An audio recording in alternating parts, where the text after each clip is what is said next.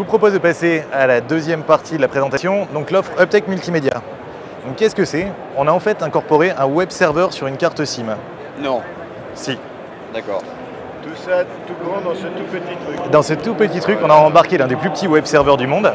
Et ce qu'on a fait, c'est qu'on a aussi intégré un moteur de servlet directement dans la carte SIM, dans le but de créer un environnement applicatif complètement basé sur la SIM, qui va nous permettre de développer plus facilement, en utilisant du script, des langages web, des applications sur la SIM, qui va nous permettre avant tout une distribution simplifiée de ces applications vers les utilisateurs finaux.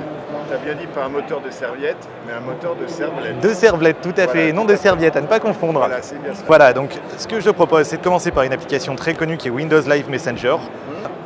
Et j'ai commencé une conversation avec ce téléphone. Salut Philippe et Steph. Hop, on est parti. J'ai aucune interaction utilisateur. Je commence la conversation immédiatement avec l'utilisateur. Donc l'application est entièrement embarquée sur la SIM. Il n'y a aucune connexion réseau. Bien. Et toi? On y va. OK. Et tu vas voir que d'ici quelques instants, on va avoir la réponse qui va apparaître directement. On a juste de l'échange de SMS et l'application est stockée en local. Si je reviens au point de départ de l'application MSN Messenger, j'ai ma liste de contacts complète avec leur statut qui va apparaître. On sait que Windows Live est installé sur des téléphones portables. Exactement. Ça a été lancé chez Bouygues Télécom, etc. Tout à fait. Mais qu'est-ce que le fait que Gemalto intervienne avec sa puce, qu'est-ce que ça apporte de plus? Alors, on va revenir à la base sur les applications mobiles. Si tu veux en développer une, tu vas devoir te baser sur plusieurs environnements. Donc, tu as Java EMI, tu as l'environnement Symbian, tu as l'environnement Android potentiellement. Donc, tu vas devoir créer ton application sur ces différents environnements. Et ensuite, tu vas devoir travailler avec l'ensemble des fabricants de terminaux pour intégrer ton application avant de sortir le téléphone sur le marché. C'est horrible. Processus très complexe. Et qui plus est, quand tu me dis Windows Live Messenger, aujourd'hui, tu parles, ce que vous avez généralement en tête, c'est les plus grands opérateurs dans le monde. Aujourd'hui, nous, on adresse plus de 450 opérateurs à travers le monde, que ce soit en Afrique, en Amérique latine, en Asie.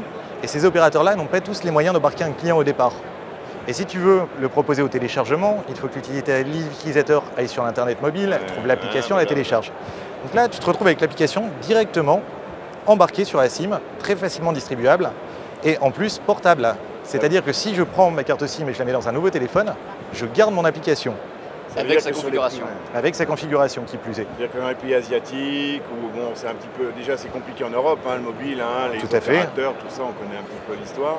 Ça veut dire que là, on peut imaginer, grâce à cette carte qui serait vendue, un déploiement beaucoup plus facile. Tout à fait, on va faciliter le déploiement des applications. Donc là, je t'en ai montré qu'une. Moi j'ai juste, donc je rebondis là-dessus parce que tu dis une application, mais donc ça veut dire que c'est une web application.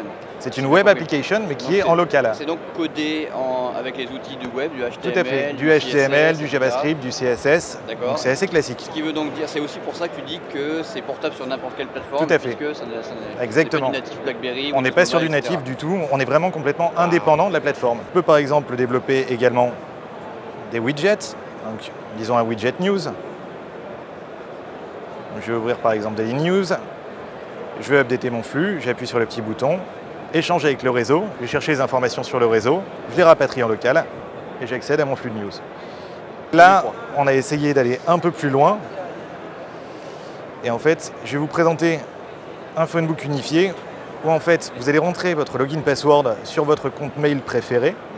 Vous allez rentrer votre login password sur votre réseau social préféré. Donc on a pris un agrégateur là de réseaux sociaux. Et en fait, la SIM, une fois qu'elle a ces informations, va communiquer avec le serveur qui va lui agréger l'ensemble des différents contacts. Et on va retrouver un phonebook unifié avec les contacts qui ont été importés, les contacts de la SIM. Et si je rentre dans un contact donné, donc la SIM normalement présente un phonebook 2G, donc avec nom et numéro de téléphone. Là, on va un peu plus loin. On est capable d'afficher par exemple la photo. Et malheureusement, je n'ai pas de feeds, mais on a tous les feeds aussi de ces différents réseaux sociaux qui viennent s'ajouter dans la fiche du contact. Donc voilà pour la démonstration sur le multimédia. Ouais. Donc beaucoup de potentiel pour ce serveur. Rendre la vie d'un utilisateur encore plus simple. Encore plus simple. Pour lui, c'est complètement transparent et ça facilite aussi la vie de l'opérateur. C'est beau, ça nous plaît.